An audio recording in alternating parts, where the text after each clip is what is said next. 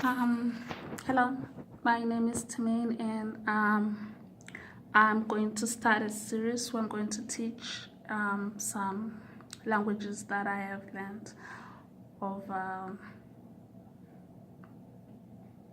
I can't say precisely how many years it's taken, but it's not really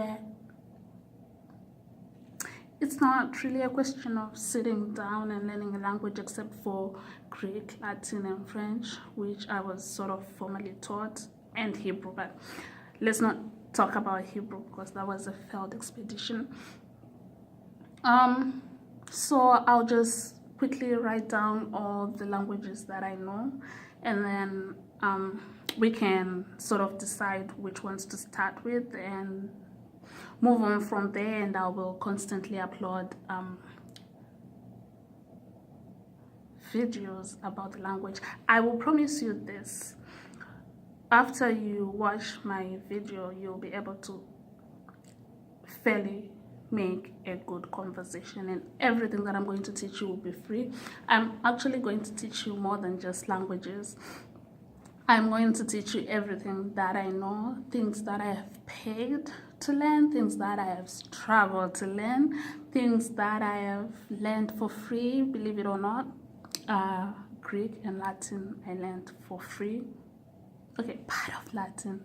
I also did church Latin, and I had to sort of pay. It wasn't what I should have paid if I was going to pay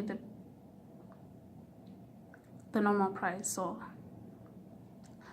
the natural Latin, the not so church Latin. And when we talk about church Latin, we're talking about the Vatican, right? The Catholic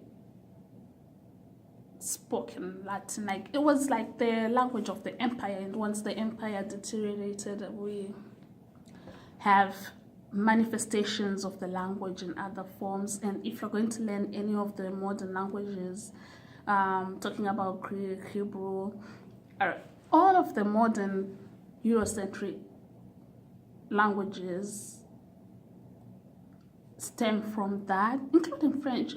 If you learn that, you can learn anything else because it sort of comes from there.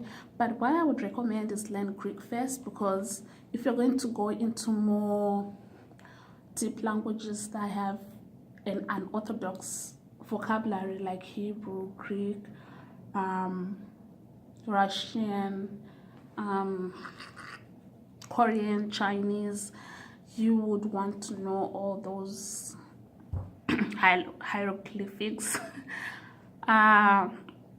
And for me, the easiest was Greek. I can literally write Greek, I can read Greek, I can understand, and it's a process. So I'll teach you how to write the alphabet, how to read the alphabet, how to transliterate. We call it transliterating because you sort of put the English Roman alphabet as we know it to the aspects. So, for example, I'll quickly write on the board. Gamma will be like a G. So, as you see, we have different aspects of, and we have like A, which is the alpha, and this will transliterate into A. So I'll just quickly turn the camera so that you can see. Okay, I don't even know what I'm doing here.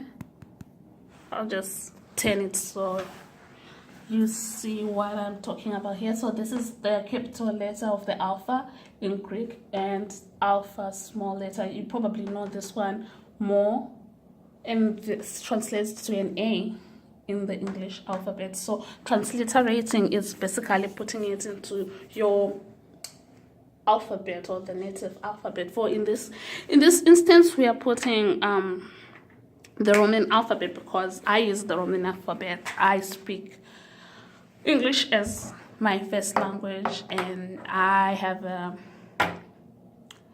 dialect which I cannot properly, right? Which is a funny story because of all these languages that I had to learn, the foreign languages, the ancient languages, Hebrew would have been the normal, easiest language for me. And Dr. McClymont was quick to say, let's do Hebrew because you should understand that one better because you speak Shona. And I was like, yeah, I speak Shona, but not formally. And he was like, what do you mean? Anyway, fast forward, he started teaching me the alphabet, and it's just so, let's skip that embarrassing part. And we were talking about how to in every language, so even in French, as we will learn, every language we have past, present, and future. We have singular and plural. And so, like the Shona way of doing it, like the Shona way of changing the rules of doing it, are as similar to Hebrew as like that. For a Shona person, for a Shona speaking person, Hebrew is the first language to learn because it's almost identical if you have formally learned the language.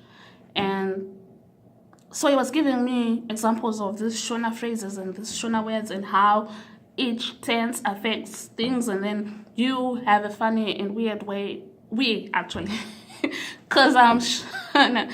Anyway, we have a weird way of changing the front part and the back part, and I don't even know if I'm saying it right, but we change things weirdly, which is not the way we do it in English, and which is not typically the way you do it anywhere else. But fast forwarding, I didn't understand it. It was harder than he expected. He is more in tune with the formal language of Shona than I am, and that presented him with the shock of his life. How can you speak?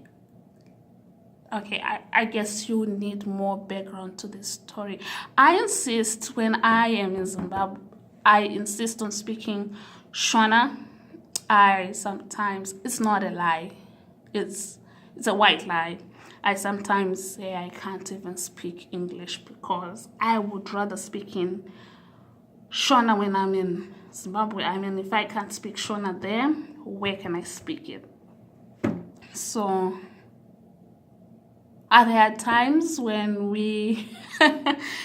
when I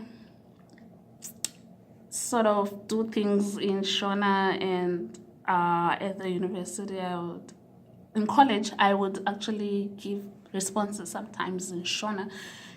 And yeah, so for someone who's so into speaking Shona, he was shocked that I did not do Shona formally, and that I had no clue, and that of all the students that he worked with, I was the only person who was going to have problems learning Hebrew. This is so the Greek we're going to learn, the alphabet will be the same. Some words will be the same, but I'm going to teach you Koine Greek because that's my forte. And once you know Koine Greek, you can easily proceed to ancient Greek on your own. And then if you are so interested in the modern Greek that they speak in Greece now, that shouldn't be a problem. In one of the videos that will follow this one, we'll talk about tips about learning languages, and I won't give you crap about all this. You have to be in this country to learn it. Of course, I was, but not all of them, especially the Greek and the Latin and the French. French I was formally taught, and I hate that language. Okay, I don't hate it now. I don't know how I feel it.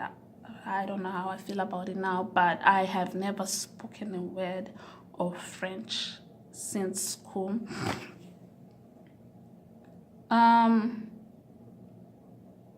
I can write French almost as good as I speak English and write English. But I had a nickname. I was called Okwan, which means the corner. I was promoted into the class, so I was behind.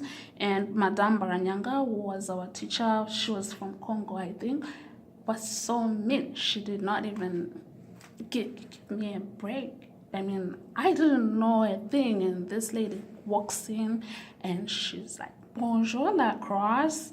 And everyone's like, "Bonjour, Madame Baranyanga. Comment ça va? Ça va bien?" And she's like, "Her seal." It's like, "Take your seat." Okay, so the conversation was like, "Good morning, class. Good morning, Mrs. Baranyanga. How are you? We are fine. And you? Take your seats." And then we sit. And then the entire lesson, I'll call it a lecture because now everything I do is now called a lecture, right? So whatever they teach us is now, I'm not sure why we call high school, primary school, and secondary school lessons, and then all of a sudden they're lectures, but they're just doing, in my view, the same thing. Anyway,